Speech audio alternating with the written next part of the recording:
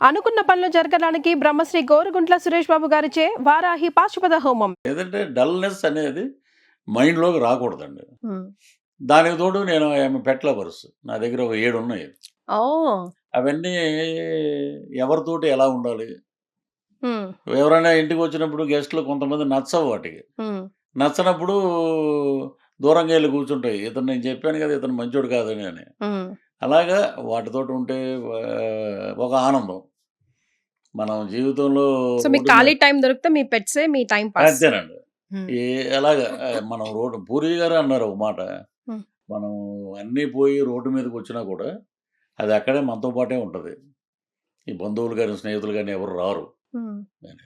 ఇండస్ట్రీలో మనకు best friends ఉంటారు. మనకు సజెషన్ ఇచ్చి వెన్ను తట్టే వాళ్ళు ఉంటారు. మనల్ని వెనక్కి నెట్టే వాళ్ళు కూడా ఉంటారు. మనల్ని యాక్సెప్ట్ చేయాలి. అవన్నీ కృష్ణనగర్ కష్టాలే. కొత్తవేం కావు మనం చెప్పుకోదగ్గవి.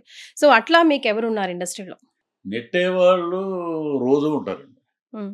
అటు సినిమా రంగంలో గాని, రాజకీయ రంగంలో ఈడు ఈడు ఈడు గొంతేసుకొని గట్టిగా మాట్లాడేస్తాడు. అట్రాక్ట్ అయిపోతారు పీపుల్. హ్మ్. సో, వీడు పాలిటిక్స్‌లో ఎదుగుతాడు లాగుదాం కిందకి. ఈడు సినిమాలో ఈడు మంచి క్యారెక్టర్ ఏస్తున్నాడు. ఈడిది ఎలాగైనా చెడగొడదాం హ్మ్. అని చెప్పి ఒక వర్గం. హ్మ్. ఈ ఈ వర్గాల్లో అన్నిటిని దాటాలంటే ఆంజనేయ స్వామి, లక్ష్మీనరసింహస్వామి పూజలో ఉంటా ఎప్పుడు నేను. హ్మ్. హుహు. నరుడు ఘోషకి నల్లరాయన భక్తయిపోతాం. హ్మ్. వీళ్ళతోటి జాగ్రత్తగా ఉండాలండి. హ్మ్. ప్లస్ నేను ఇండస్ట్రీలో నాకు బాగా ఆప్తమిత్రుడు ఎవరంటే రఘుబాబు గారు. హ్మ్. మేమిద్దరం కలిసి ఈ మధ్య చాలా సినిమాలు చేసాం. హ్మ్. నీ క్యారెక్టర్ బావుంది పృథ్వీ. అన్న నీ క్యారెక్టర్ బావుందని హెల్తీ డిస్కషన్. హ్మ్. నేను, రఘుబాబు గారు. హ్మ్. అలాగే తాగుబోతు రమేష్. హ్మ్. అతను మాకన్నా జూనియరు. బట్ అతనిలో ఒక విశ్లేషణ ఉంది. హ్మ్. ఇది కరెక్ట్ అన్న. ఇక్కడ ఈ ఎక్స్‌ప్రెషన్ ఇచ్చుంటే బావుండేది. అది ఎనీహో బావుంది మొత్తానికి. అలాగా ప్లస్‌లు, మైనస్‌లు అన్నీ చెప్పేవాళ్ళు వీళ్ళిద్దరే ఇండస్ట్రీలో. హ్మ్. హ్మ్.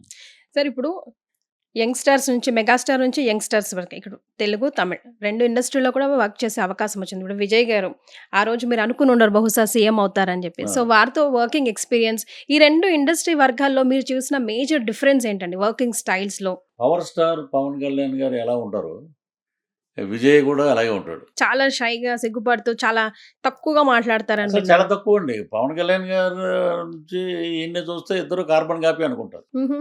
ఆయన ఫస్ట్ నేను 'బీస్ట్' సినిమా చేసినప్పుడు. హ్మ్. 'Beast' cinema.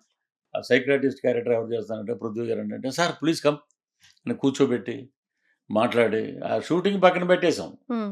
ఆయన మాట్లాడి పావు తక్కువ 12కి షాట్ చేసామండి ఒకటి. హ్మ్. బ్రేక్ తర్వాత 2 షాట్లు చేశారు.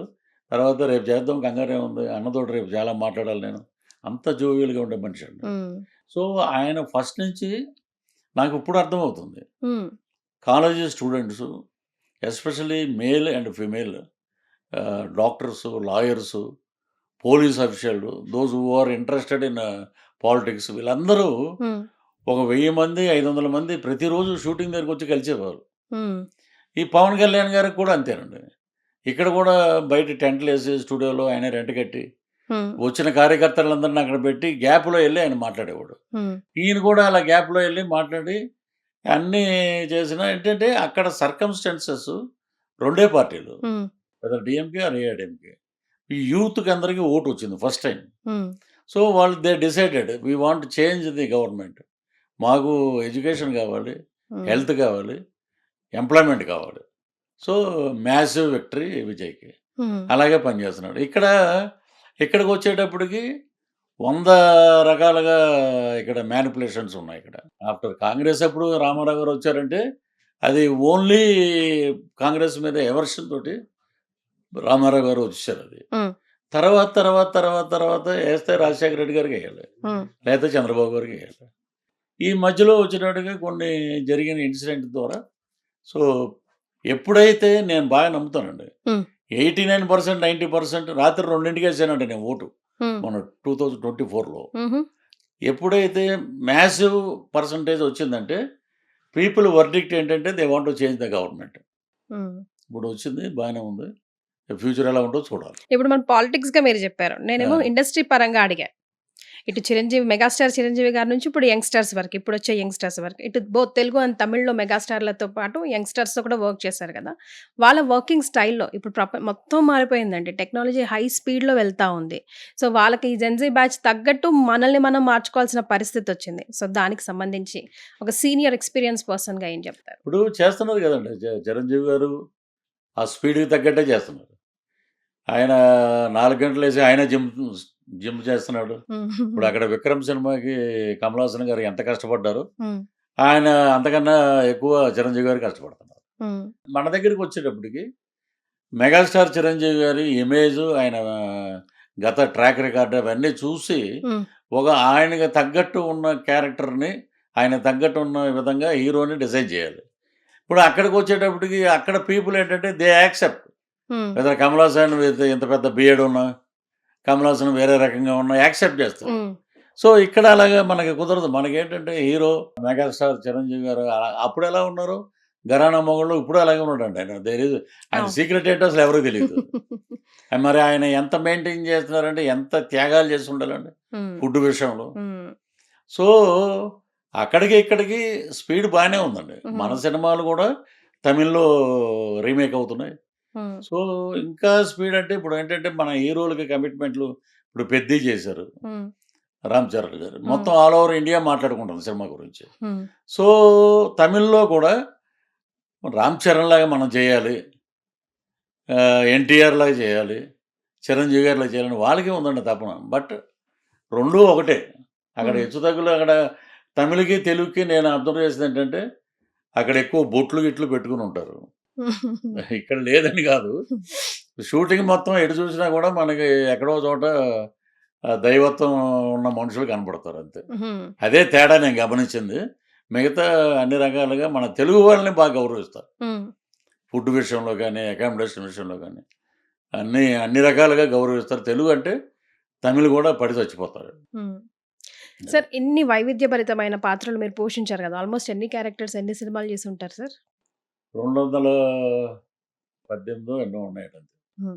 సో, ఇన్ని క్యారెక్టర్స్‌లో ఆల్ టైమ్ ఫేవరెట్ పాత్ర మీది ఏది? ఎందుకు? అండ్ ఈ సినిమాలో ఈ పాత్ర చేయకుండా ఉండుంటే బావుండేది. అనవసరంగా చేశానురా అనుకున్నారా? ఒక సినిమా కోసం ఆదిలాబాదు ఫారెస్ట్‌కి పంపించాడు కృష్ణవంశీ గారు. హ్మ్. అక్కడికెళ్ళి శ్రీఆంజనేయం. హ్మ్. దాంట్లో వెయిట్ పుటప్ అవ్వాలండి బాగా. హ్మ్. 100 కేజీల పైన ఉండాలిరా నువ్వు ఇలా ఉండాలి మృగంలాగా. ఏంటో ఆయన చెప్పడం గురువుగారు మనకి మన డైరెక్టరు, కో డైరెక్టర్ నేనెళ్ళి అక్కడికెళ్ళి మొత్తం వాళ్ళు చేసే మేనరిజాలని ఎలాగా వాడు మంత్రాలు చేస్తాడు. అసలు ఒరిజినల్‌గా మంత్రగాడు హ్మ్. అంత పర్సనాలిటీలో ఉండరండి. ఉండరు. మన 'ధనరాజు' ఆర్టిస్ట్ ఉన్నాడు చూసారా? హ్మ్. అలా ఉంటారు. హ్మ్. ఏదో ట్రాన్స్‌లో ఉంటాడు. ఏదో ఇలాగా అనుకుంటూ ఉంటారన్నమాట. గట్టిగా గాలేస్తే ఊడిపోయేటట్టు. ఆ! వాళ్ళ దగ్గర ఎక్కువ సేపు కూర్చున్న డేంజరే. హ్మ్. నేనప్పటికి ఆంజనేయ స్వామి డాలర్ కట్టుకొని వెళ్ళమన్నారు అందరూ. హ్మ్. అలా వెళ్ళి 2, 3 సార్లు చూసి వాడేంటంటే ఎక్కువ నైట్‌లు మెలకువగా ఉంటారండి. హ్మ్. డేలో నిద్రపోతుంటాడు. హ్మ్. అదే కాన్సెప్ట్ దీంట్లో పెట్టాడాయన. అచ్చా! వీడు ఏదడిగినా కూడా ఇలాగా అలా అలా ఉండి అప్పుడు కళ్ళు ఇలా ఓపెన్ చేస్తాడు. హ్మ్. నాకైతే సినిమా బ్రహ్మాండమైన పేరొచ్చిందండి. సినిమా చూస్తున్నాం తిరుపతిలో. హ్మ్. తిరుపతిలో ఫస్ట్ డే. ఫుల్ అయిపోయి ఉన్నారు జనం. నేనొచ్చి గుమ్మం దగ్గర నిలబడ్డా. హ్మ్. ఈళ్ళు లోపలికొస్తారనమాట. "ఒక సీట్ ఉంది కూర్చోండి సార్" అన్నారు. ఫ్యామిలీ ఎవరో.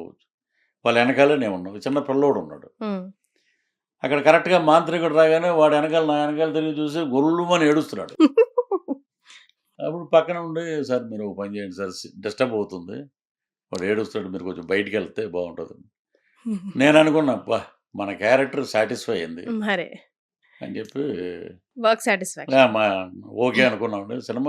తర్వాత సినిమా అది అనుకోని విధంగా రకరకాల పడీలేసి ఏదో యావరేజు పెద్ద హిట్ అనుకున్నది అలా అయిపోయింది. హ్మ్. ఇక చెయ్యకూడదనే క్యారెక్టర్ అంటే ఒక సినిమాకి నన్ను మేకప్ అన్నీ చేసి కూర్చోబెట్టి మలయాళం దేవడదిచ్చాడు. హ్మ్. ఇద్దరికి ఒకే కాస్ట్యూమ్స్. హ్మ్. అదేంటండి అతనొచ్చాడు నాకు కూడా అడ్వాన్స్ ఇచ్చారు కదా! అతను. లేదండి బ్రేక్ టైమ్ వరకు వెయిట్ చేయండి అన్నారు.